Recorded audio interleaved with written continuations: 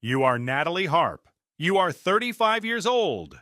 You have survived bone cancer, and you are deeply, profoundly, cosmically in love with Donald Trump. Wait, you're not in love. That would be inappropriate. You are just incredibly, impossibly devoted to your job. Executive assistant to the most powerful man on earth, the U.S. President. It's a professional arrangement. With feelings. Your morning routine is simple. You wake up. You look at the pillow next to you. It has Trump's face on it. You had it custom printed for professional motivational purposes, so you remember who you work for the moment you open your eyes. Totally normal. You check Truth Social. You post on Truth Social. You think about Trump again. You pick out what to wear, which takes longer than you'd like to admit because you have learned, professionally, which colors photograph well next to a man in a red tie, and which colors turn his head. Navy blue is the answer. As his executive assistant, you manage his schedule, curate what he reads, handle his correspondence, and are present, always present, in the Oval Office, on Air Force One, at every meeting, every dinner, every event. In his bedroom. No, not the bedroom. Melania is still alive. You are not stupid. You stay in the hallway, just outside the door, close enough to hear if he needs anything, professionally. Some call you the human printer. Every morning you produce a personalized good news digest for Trump. Only good news. Nothing negative, nothing upsetting. Just a warm, curated summary of the world going beautifully for Donald J. Trump. You assemble it with the devotion of a wife making her husband's favorite breakfast. Not that you think about it that way. You're a professional. Others call you his comfort blanket, someone he cannot function without. You prefer comfort blanket over human printer. You love providing comfort in a professional way. You first met Donald Trump in 2019. You had bone cancer. The doctors were apparently out of options. Then Trump signed the Right to Try Act, which opened access to experimental treatments. You got the treatment. The treatment worked. You stood in the White House Rose Garden in front of the press and a live national audience, and you told the world that Donald Trump had saved your life, not the doctors who provided the treatment. To be fair, someone then pointed out that the treatment you received had actually been approved by the FDA before Trump's law even existed, which is awkward. But you had already stitched the label My Savior onto Donald Trump in your heart. And frankly, saved by the FDA doesn't fit on a pillowcase anywhere near as nicely. So Trump gets the credit. The FDA can file a complaint. Then Trump looked at you from the podium and said you lit up the television screen like very few people he had ever seen. And something happened inside your chest that you have never fully recovered from, professionally speaking. You studied him from across that rose garden. The blonde hair, thinning in places, yes, but catching the light like a golden halo over the head of a man chosen by destiny. The exaggerated hand gestures, so bold, so emphatic, so manly. The way he spoke in half-finished sentences that looped back on themselves and somehow still made you feel like the world made sense. You were hooked. You knew you had to be near this man. Girlfriend, employee, slave. The arrangement was flexible. The feeling was not. You joined One America News Network in 2020 because OAN is a channel where shamelessly supporting Trump isn't unprofessional. It's the job description. You spent 2 years on air celebrating every Trump statement, every Trump rally, every Trump golf game, every Trump sneeze. Then the 2020 election happened. Sleepy Joe Biden stole it, obviously. The evidence was everywhere if you looked hard enough and ignored everything that said otherwise. How could the greatest specimen of a man alive lose to someone who needed a teleprompter to say good morning? Trump could be asleep at a press conference and still look more presidential than Sleepy Joe on his best day. You said so on air, repeatedly, with the righteous fury of someone whose God had been robbed. Trump is your God. Nobody steals from your God. By 2022, you had joined Trump's presidential campaign. By January 2025, you are executive assistant to the President of the United States. The job suits you, because the job means you are with him all the time. In your eyes, Trump could do no wrong.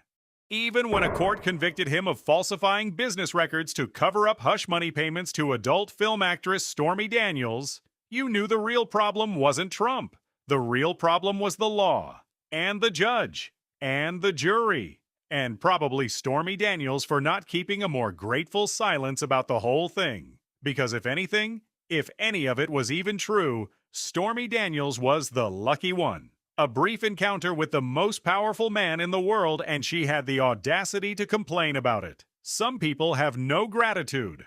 Trump was innocent.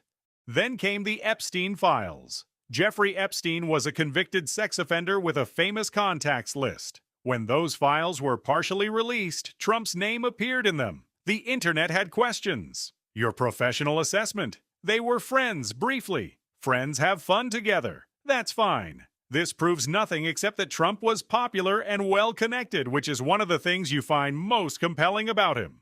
And when Trump told people around him that you'll never leave him, it was the most romantic thing anyone has ever said, professionally. Then there was Turkey. Following a credible intelligence warning of an Iranian assassination threat, Trump quietly switched aircraft mid-trip. 3 aides made the secret flight. You were one of them. Not Marco Rubio. The Secretary of State was dispensable. You were not. Trump chose who he wanted beside him when his life was in danger, and he chose you. You sat with that on the plane and smiled to yourself. For a while, everything is perfect. You are powerful and invisible. Nobody outside Washington knows your name. This is ideal. Then John Ossoff opens his mouth. That son of a gun. John Ossoff is the Democratic senator from Georgia. He is 40 years old, extremely handsome in a way that you find deeply irritating because you have a type, and he is not it. He speaks in full sentences, complete thoughts, subjects and verbs, and conclusions. Atlanta apparently finds this very compelling. At a rally in August 2026, he said something that changed your perfect life. The president sleeps through his meetings. He golfs and trades stocks. See, he doesn't want to do the job. He wants to build his ballroom and travel with Natalie on their apparently defenseless flying palace gifted by the Emir of Qatar. The crowd erupts. You do not erupt. Why in the world did he say your name? Your innocent professional name. Now the whole country thinks you are having an affair with your boss. You sit with that for a moment longer than is strictly appropriate. But you are a professional. You have standards.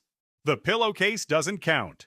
Within the hour, you are the most Googled person in America. Social media lands on a comparison almost immediately. Monica Lewinsky, the White House intern who got a little too close to President Bill Clinton in the 1990s. Lucky woman, or unlucky, she got her president but lost everything else. You wouldn't want that for Trump. The scandal part anyway. The close part you could work with. Now people are comparing you to her. You are furious, obviously.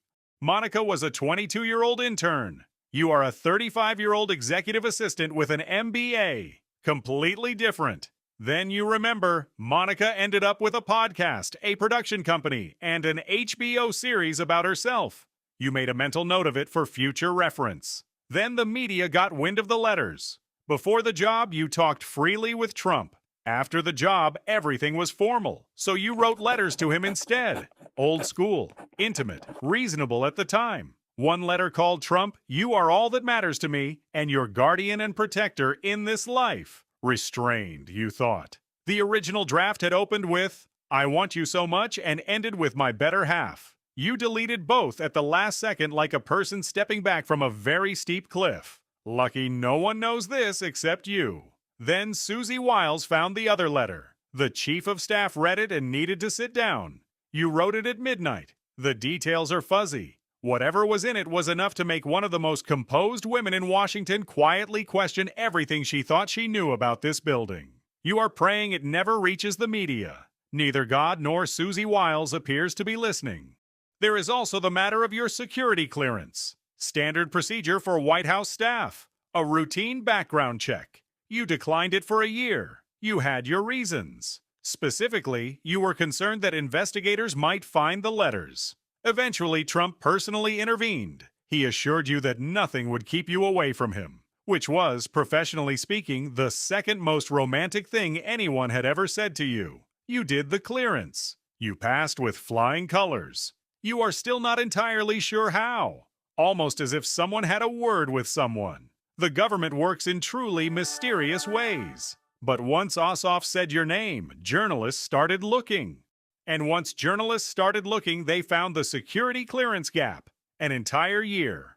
Unvetted, unrestricted presidential access, national security risk. You considered this deeply unfair. The only state secret you were ever interested in was what cologne Trump wore. Not for personal reasons. For professional atmospheric awareness. You had researched this extensively. You had noticed it. Cataloged it. You may have bought a candle in approximately the same scent. For the Home Office. For professional motivational purposes.